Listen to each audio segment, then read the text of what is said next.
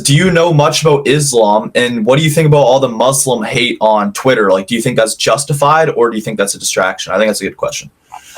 So I think Americans are having to reinvestigate the anti-Islam propaganda, mostly because for the modern age, the modern sense. I think what are you like? You're like 20 or younger, right? I'm 18. 18, yeah. So we kind of grew up in different worlds, but the world that you grew up in was a result of the world that I grew up in.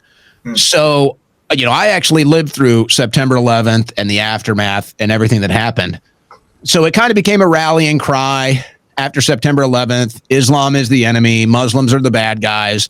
And for the Americans that watched the Twin Towers go down and everything else, it was easy to fall into that. Now, I don't believe the official narrative of September 11th now. I don't know who it was or what it was. I know it wasn't the perfectly preserved passports that were on top of a pile of rubble and molten lava and the metal that falls on its own footprint like a controlled demolition. So it's like the same thing. It's like, I know that's not possible. I don't know what did happen. I would say it was an inside job. But I think a lot of Americans are now re-investigating this, and they're saying, okay, I was clearly just lied to about COVID. I was clearly lied to about Trump. I was clearly lied to about vaccines. I was lied to about the 2020. It's like, okay, I've been lied to about all these significant events. Maybe I should reinvestigate September 11th. Maybe that was a lie. And you don't have to look into it too much to realize that, yes, that was a lie too. So you bring it to today. So you kind of have maybe people questioning the whole Islam hate angle, kind of re-evaluating that for themselves.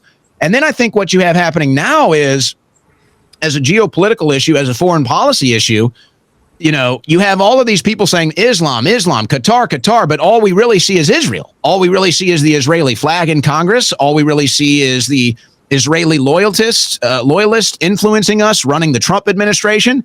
And yet they're all saying Muslim, Islam, Qatar. And we're just like, what are you talking about? You're literally waving an Israeli flag in my face. The entire administration just spent an entire month in Israel. More than 50 members of Congress just spent time in Israel. AIPAC is the most powerful foreign lobbying influence in Washington, D.C. Adelson loves Israel more than America. Trump even said it. So it's just like this weird thing where it's like Israel is in our face 24/7. Yeah. And you could even argue Israel loyalists or some Jewish Americans, which I don't like going that route because people make blanket assumptions and blanket statements that are totally inaccurate. So I don't like going that route, even though there obviously is an element of truth to that.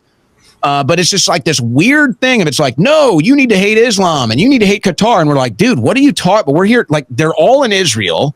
Okay. They all wave Israeli flags. It's like, what are you doing? So now people are kind of doubly reinvestigating it and like, whoa, this is even stranger now. So I think though, but aside from all of that, I think that the American people are just tired of foreign wars. I think that they're tired of foreign influence. And now the biggest voices and the people that want us to stay involved in the Middle East and continue to let Israel run our foreign policy, it appears to the average American now that they are more interested and they are more loyal to Israel than they even are to America.